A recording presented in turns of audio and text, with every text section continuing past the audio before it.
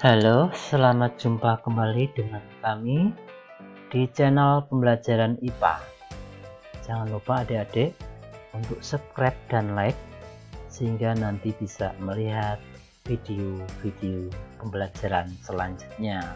Oke, adik-adik sekalian, sekarang kalian sudah masuk ke SMP kelas 7. Kita sekarang membahas ilmu pengetahuan alam. Ilmu pengetahuan alam adalah ilmu yang membahas tentang alam. Sekarang kalian masuk SMP yang semester 1 yang kita bahas antara lain bab 1 objek IPA dan pengamatannya, bab 2 klasifikasi makhluk hidup, bab 3 klasifikasi materi dan perubahannya, bab 4 suhu dan perubahannya, bab 5 kalor dan perpindahannya, bab 6 energi dalam sistem kehidupan. Sekarang kita bahas objek IPA dan pengamatannya. Kalau kita belajar IPA berarti kita tidak akan lepas dari penyelidikan IPA dan tidak lepas dari pengukuran, karena semua yang dipelajari dalam fisika itu bisa diukur. Oke, kita masuk ke penyelidikan IPA. Penyelidikan IPA, 1. Keterampilan proses dalam IPA. Yang kedua, sikap ilmiah.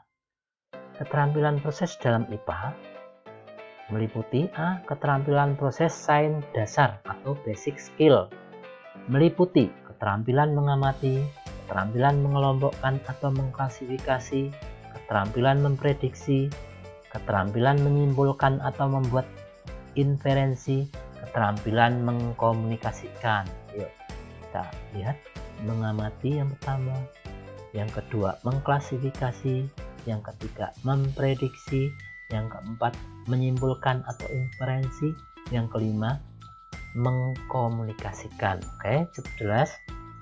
Sekarang yang B, keterampilan proses sains interintegrasi atau integrated skill, meliputi merumuskan masalah, mengidentifikasi variabel, mendeskripsikan hubungan antar variabel, mengendalikan variabel, mendefinisikan variabel secara operasional, memperoleh dan menyajikan data, menganalisis data, merumuskan hipotesis, merancang penelitian, dan melakukan penyelidikan atau percobaan.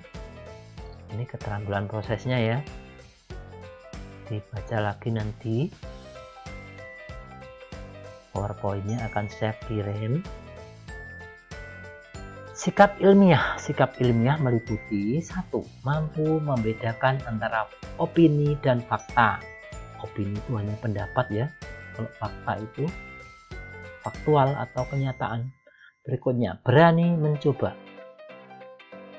jujur, teliti, selalu ingin tahu, objektif, mau bekerja sama, terbuka dan fleksibel, bertanggung jawab, ulet dan gigih, dan yang terakhir mensyukuri karunia Tuhan.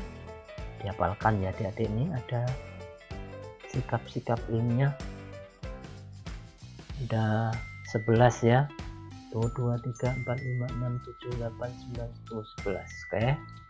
Sekarang yang berikutnya, pengukuran sebagai bagian dari pengamatan. Apa itu pengukuran? Ada pengukuran, ada besaran pokok, ada besaran turunan, ada besaran vektor dan skalar. Besaran pokok, besaran turunan, besaran vektor dan skalar. Oke. Pengukuran itu apa ya?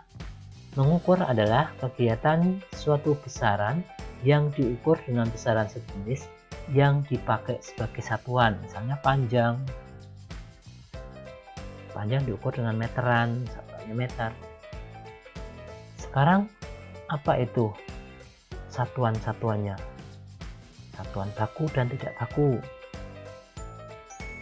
pengukuran langsung dan tidak langsung, kesalahan dalam pengukuran, penelitian dan keselamatan kerja. Ini yang akan kita bahas dalam pengukuran. Satuan baku dan tidak baku. Satuan baku, apa itu satuan baku? Satuan adalah standar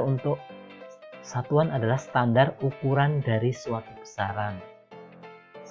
Satuan tidak baku, jengkal, hasta, depa, kaki. Kok disebut tidak baku? Kenapa? Karena tidak setiap orang sama. Jengkalnya tidak sama antara saya dengan kalian. Bahkan antara temanmu juga tidak sama. Satuan baku itu satuan yang dipakai secara internasional. Kalau panjang satuannya apa? Ya sentimeter, itu seluruh dunia sama. Sekarang pengukuran langsung dan tidak langsung. Pengukuran langsung dan tidak langsung meliputi apa itu pengukuran langsung? Pengukuran langsung adalah menggunakan alat ukur sehingga bisa diperoleh hasil pengukuran secara langsung. Contoh, mengukur lingkaran pohon dengan menggunakan meteran. Pengukuran tidak langsung adalah pengukuran yang membutuhkan proses minimal 2 langkah untuk mengetahui hasil yang diukur. Contohnya, mengukur lingkaran pohon dengan melilitkan tali, lalu panjang tali diukur dengan penggaris. Itu namanya pengukuran tidak langsung. Cukup jelas ya. Sekarang kesalahan dalam pengukuran. Kesalahan dalam pengukuran meliputi kesalahan sistematis. Apa saja itu sistematis? Kesalahan sistematis antara lain kesalahan alat ukur. Kesalahan alat ukur pengertiannya kesalahan pengukuran yang terjadi disebabkan alat ukur yang digunakan. Alat ukurnya jelek. Kesalahan kalibrasi. Contohnya, penunjuk. Ini berikutnya. Penunjuk nilai 0 bergeser dari titik 0 yang sebenarnya. Kalau timbangan sering geser ya. Pegas pada neraca pegas melemah sehingga menunjukkan angka oleh jarum menjadi tidak akurat. Berikutnya kesalahan manusia. Kesalahan pengukuran yang terjadi disebabkan tidak mengetahuinya cara pengukuran yang benar. Ini yang cara pengukuran. Kalau nggak tahu, kadang-kadang sok tahu jadi salah. Kesalahan paralak yaitu kesalahan pembacaan skala analog pada sudut yang salah. Misalnya kalau kita mengukur pakai penggaris ya kita harus melihat dari atas, sudutnya 90 derajat, jangan dari samping. Kesalahan lingkungan. Kesalahan pengukuran yang terjadi disebabkan perbedaan lingkungan dengan waktu kalibrasi alat sehingga menyebabkan kesalahan. Ini kalau setiap hari kan suhunya belum tentu sama. Kesalahan saat terjadi perbedaan suhu ya kan, tekanan, kelembaban udara atau percepatan gravitasi dengan kondisi sewaktu kalibrasi. Ini yang menyebabkan salah karena suhu tidak sama setiap harinya. Kesalahan acak. Kesalahan acak adalah kesalahan yang terjadi karena kondisi lingkungan yang tidak menentu sehingga mengganggu kerja alat ukur. Sebagai contoh, gerak drone pada molekul udara, fluktuasi atau naik turunnya tegangan listrik, dan derau noise elektronik yang bersifat acak dan sukar dikendalikan. Ketelitian dan keselamatan kerja. Ketelitian pengukuran di berbagai bidang berperan dalam menjamin keselamatan dan kesejahteraan manusia. Contohnya ketelitian perhitungan dan pengukuran seorang teknik sipil untuk mendirikan sebuah bangunan serta ketelitian dan keselamatan kerja di laboratorium sekolah. Kalau di sekolah mengamati zat-zat yang berbahaya itu juga harus diperhatikan, harus pengetahuan guru pembimbing, jangan mandiri sendiri ya. Besaran pokok. Besaran pokok ada 7. Besaran pokok itu apa? Besaran pokok adalah besaran yang tidak diturunkan dari besaran lain atau besaran asli ya. Besaran pokok meliputi panjang, massa, waktu, suhu, kuat arus listrik, intensitas cahaya, banyak molekul zat. Panjang satuannya meter, simbolnya M. Massa satuannya kilogram, simbolnya kg. Waktu satuannya sekon atau detik, simbolnya S. Suhu satuannya Kelvin, simbolnya K. Kuat arus listrik satuannya ampere, simbolnya A. Intensitas cahaya satuannya kandela, simbolnya CD. Banyak molekul zat satuannya mol, simbolnya mol. Ini satu besaran pokok, ada 7 ya, dihafalkan ya. Sekarang ini alat ini apa namanya? Ini namanya jangka sorong. Ini mikrometer skop. Alat untuk mengukur panjang, ini star, jangka sorong, dan mikrometer skop. Alat untuk mengukur massa, neraca Ohm, timbangan, neraca pegas ya. Alat untuk mengukur suhu, jam pendulum, stopwatch, dan jam atom. Nah, ini. Cara membaca jangka sorong, perhatikan gambar. Ini kalau ini berarti 21, berapa? Cara membacanya. 1. Membaca skala utama. Lihat gambar 21 mm. 21 mm atau 2,1 cm. Merupakan angka yang paling dekat dengan garis 0, ini angka 0. Pada skala Vernier persis di sebelah kanannya, jadi skala utama yang terukur adalah 21 mm atau 2,1. 2. Membaca skala Vernier. Lihat gambar di atas, dengan seksama terdapat satu garis skala utama yang tepat bertemu dengan satu garis pada skala Vernier pada gambar di atas. Garis lurus tersebut merupakan angka 3 pada skala Vernier. 1, 2, 3 ini ya. Pada gambar di atas, garis lurus tersebut merupakan angka 3.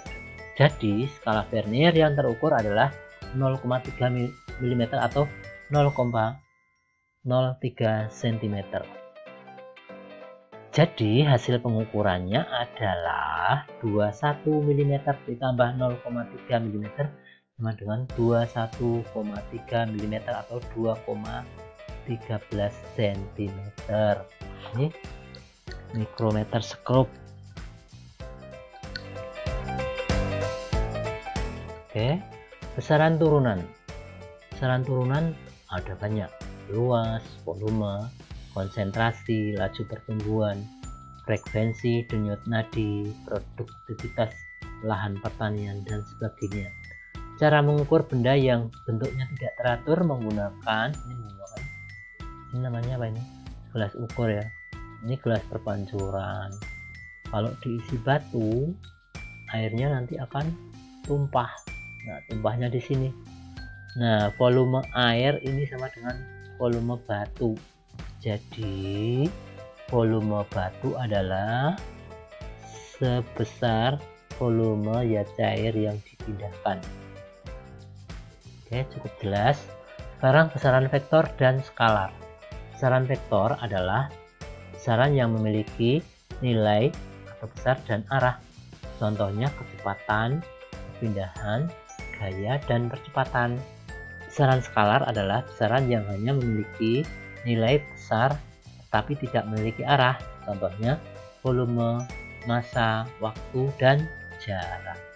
Oke, ini contoh soalnya.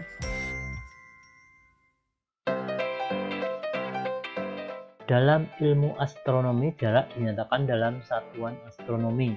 Tentukan satuan kilometer. Ini ada di buku paket kalian yang sudah dibagikan ya. Nanti dilihat di buku paketmu. Oke, sampai di sini dulu. Terima kasih atas perhatiannya. Semoga kalian sukses semua. Sampai jumpa. Terima kasih. Dadah.